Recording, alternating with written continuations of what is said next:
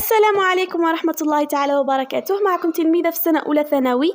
على بالي بلي راكم مضغوطين ومتوترين وما زلتوا ما كملتوش البرنامج ولا ما عرفتوش منين تبداو. خليكم معايا باش نقولكم كيفاش تقسموا الوقت اللي راه عندكم ولتحقيق أفضل المعدلات. دعونا نبدأ على بركة الله.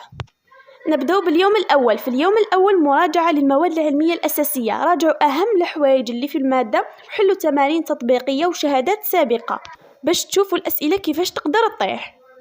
واللي عنده ملخصات من قبل دارهم في العام طيلة العام قصدي فصل بفصل يجمل هذو كل الملخصات ويديرهم في ملخص واحد ويراجعهم كل صباح، وهكذا راح يتفكرهم. هكذا راجعهم كل صباح وانت راح تفكرهم. اما في اليوم الثاني مراجعة لمواد الحفظ، ولهنا اعتمدوا بكثرة على الملخصات والمخططات وحلوا كذلك شهادات سابقة وشوفوا شروحات دروس من اليوتيوب، هذه راح تساعدكم بزاف كما أنا ساعدتني من قبل.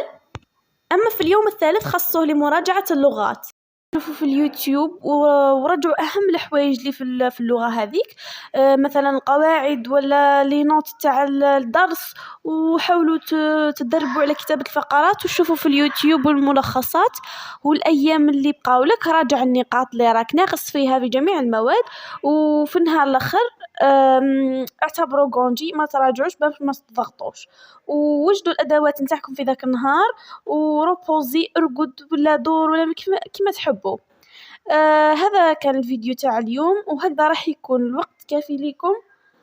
وهذا هو الفيديو تاع اليوم. شكرا على حسن الاستماع، وما تنسوش الاستغفار والدعاء عند الدراسة.